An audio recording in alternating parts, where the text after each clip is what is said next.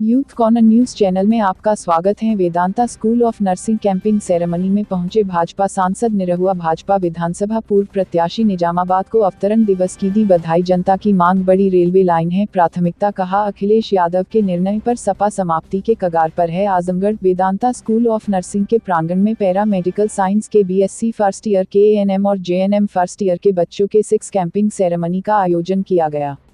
इस कार्यक्रम का शुभारंभ मुख्य अतिथि के रूप में शिरकत करने पहुंचे नवनिर्वाचित लोकप्रिय भाजपा सांसद दिनेश लाल यादव निरहुआ और मुख्य चिकित्सा अधिकारी डॉक्टर इंद्र नारायण तिवारी द्वारा दीप प्रज्वलित कर किया गया। मुख्य अतिथियों का संस्था के चेयरमैन डॉक्टर शिशिर जायसवाल, डायरेक्टर आलोक जायसवाल, विशाल जायसवाल, ऋतिक जायसवाल के द्वारा बुके माल्यार्पण कर और अंगवस्त्र और स्मृति चिन्ह देकर स्वागत किया गया, जिसके बाद कैपिंग, लैंप लाइटिंग एवं ओथ टेकिंग कार्यक्रम का आयोजन किया गया। मुख्य चिकित्साधिकारी ने संबोधन में बच्चों को उनके कर्तव्यों का बोध कराते हुए बच्चों को नर्सिंग की शपथ दिलाई। वहीं भाजपा सांसद निरहुआ ने अपने आशीर्वचनों में बच्चों को मानव सेवा के प्रति समर्पित रहने तथा आए हुए अतिथियों द्वारा BSc फर्स्ट ईयर से अंशिका प्रजापति 90%, आकांक्षा कनौजिया 87%, परवीन कुमार यादव 84% एवं अन्य क्लास के प्रथम, द्वितीय एवं तृतीय स्थान प्राप्त किए हुए छात्रों को पुरस्कृत कर उनके उज्जवल भविष्य की कामना की। वहीं मौजूद भाजपा पूर्व निजामाबाद प्रत्याशी मनोज यादव के अवतरण दिवस पर भाजपा सांसद निरहुआ, वरिष्ठ नेता दुर्गविजय यादव, श्याम सुंदर चौहान और वेदांता ऑफ ग्रुप के द्वारा केक काटकर बधाई भी दी गई। मीडिया से रूबरू होकर भाजपा प्रत्याशी दिनेश लाल निरहुआ ने विकास के मुद्दे पर कहा, जनता की मांग गोरखपुर आजमगढ़ वाराणसी तक एक बड़ी रेलवे लाइन है प्राथमिकता। सांसद निरहुआ ने सपा के राष्ट्रीय अध्यक्ष अखिलेश यादव के नेता प्रतिपक्ष बनने पर तंज कसते हुए कहा कि वह प्रधानमंत्री बनने के लिए आजमगढ़ चुनाव लड़ने नहीं बल्कि प्रधानमंत्री को रोकने के लिए आए थे, जिसकी वजह से उन्हें 3 साल के बाद ही आजमगढ़ को छोड़ के जाना पड़ा। उन्होंने अब तक जो भी निर्णय लिया वह गलत साबित हुआ, जिसकी वजह से उनकी पार्टी समाप्ति की कगार पर पहुंच गई है।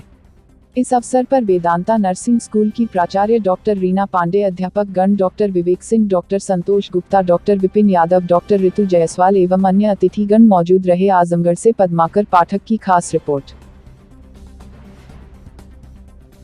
2016 में हमारा जो है नर्सिंग स्कूल स्टार्ट हुआ। हमने JNM से स्टार्ट किया था। आज हमारे पास GNM, ANM, BSc nursing, paramedical में OT, dialysis, physio, CT technician, upcoming में हमारे पोस्ट बेसिक BSc नर्सिंग, ये सारे कोर्सेज हम और कुछ लाने जा रहे हैं और ये सारे कोर्सेज हमारे सुचारू रूप से संचालित हैं। आज हमारे यहाँ से जो है 2016 से पास होते होते आज बच्चे हमारे जो है कुछ आउट ऑफ इंडिया में भी प्लेस्ड हुए हैं। बहुत सारे बच्चे जो है आज गवर्नमेंट स्कॉलर में भी जा रहे हैं और हमारे इस समय यशस्वी मुख्यमंत्री श्री माननीय योगी आदित्यनाथ जी का जो प्रण है कि नर्सिंग के पढ़ाई में जो गुणवत्ता लानी है, हम पूरी तरीके से इस बात से सहमत हैं। क्योंकि नर्सिंग की पढ़ाई को लोग ये समझते थे कि हाँ चलिए JNM कर लें, ANM कर लें, लेकिन अब जो हमारे सचिव आलोक जी और हमारे जो यशस्वी मुख्यमंत्री योगी आदित्यनाथ ने जो ये प्रण लिया है कि हम नर्सिंग के जो हमारा ये क्लासरूम है इसको हम एक गुणवत्तापूर्वक करेंगे, इसके लिए उन्होंने एक नया आह्वान किया है कि अब जो है नर्सिंग कॉलेजों को भी एक एग्ज़ाम देना पड़ेगा और QCI इंस्पेक्शन होगा। QCI एक ऐसी संस्था है कि जैसे किसी डॉक्टर के लिए सबसे बड़ी डिग्री होती है DAM, MCH, वैसे ही हमारे हॉस्पिटल हो चाहे कॉलेज हो, इनका QCI जो है सबसे बड़ी डिग्री है। अगर कोई भी हॉस्पिटल और नर्सिंग कॉलेज और कोई भी संस्था अगर QCI से एक्रीडिएटेड है, मीन्स ये मान के चलना है कि उसका एक अलग लेवल का स्टैंडर्ड है। और पूरे जनपद में आज एक वेदांता हॉस्पिटल है जो QCI और NABH दोनों से एक्रीडिटेड है। तो रिश्ता बहुत पुराना है इस परिवार से। आज इनको यहाँ पे कैपिंग सेरेमनी में आके बहुत अच्छा लगा। तो क्या कहना, जो बच्चे आज जो प्रशिक्षण लेने के बाद सेवा करने जा रहे हैं जनता की, बहुत उज्जवल भविष्य की कामना करता हूँ मैं, बहुत शुभकामना देता हूँ मैं। और ये तो बहुत ही सौभाग्य की बात होती है कि अगर आपको मानव जीवन मिला है और आप सेवा में इस जीवन को लगाते हैं तो इससे बड़ी कोई पूजा नहीं है, कोई इससे अर्चना नहीं है।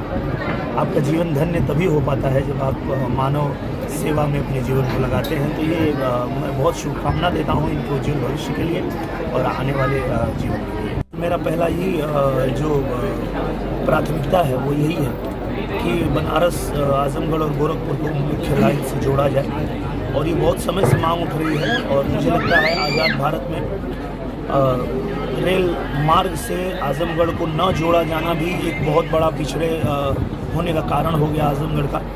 अगर ये काम हो जाता है तो हमारा आजमगढ़ तेज़ी से विकास करेगा। और इसके लिए मैं पूजनीय प्रधानमंत्री जी से, रेल मंत्री जी से और जो भी संबंधित अधिकारी हैं उनसे मैं जाऊंगा और निवेदन करूंगा कि इसको तत्काल जो है मुख्य धारा से, मुख्य लाइन से जोड़ दिया जाए। मुझे लगता है कि कहीं ना कहीं उनको भी ये बात समझ में आ गई कि वो आजमगढ़ चुनाव लड़के बहुत बड़ी गलती की है। वो प्रधानमंत्री बनने के लिए नहीं, प्रधानमंत्री जी को रोकने के लिए यहाँ आए थे चुनाव लड़ने, जो उनके जीवन का सबसे बड़ा, मैं कहूँगा उनकी सबसे बड़ी भूल थी। तो प्रधानमंत्री जी को रोकने के लिए आजमगढ़ आए थे लोकसभा का चुनाव लड़ने और वो असफल हुए और 3 साल में उनको छोड़ के भागना पड़ा। और कहीं ना कहीं ये उनके पार्टी के समाप्त होने का भी एक बहुत बड़ा रीज़न बनेगा कि उनकी पार्टी इस वजह से भी ख़त्म हो जाएगी कि वो जो डिसीजन लिए वो सारा डिसीजन उनका गलत था। उन्होंने ये बात समझ ही नहीं पाई, उनको समझ में ही नहीं आया कि प्रधानमंत्री जी आम जनता के लिए काम कर रहे हैं, उनके भले के लिए काम कर रहे हैं। और हर योजना का विरोध करके वो लगातार जनता से दूर होते गए। उन्होंने वैक्सीन का विरोध किया, उन्होंने राम मंदिर का विरोध किया, उन्होंने 370 का विरोध किया। तो मुझे लगता है कि उन्होंने लगातार जो हमारे भारत के लिए, हमारे भारतवासियों के लिए सही योजनाएं थी उनका विरोध करके वो खुद भी जनता की नज़र में विलेन बन गए, जिसको हम लोग कहते हैं हीरो और विलेन होता है। तो जनता की नज़र में विलेन बन गए और उनकी पार्टी जो है वो समाप्ति के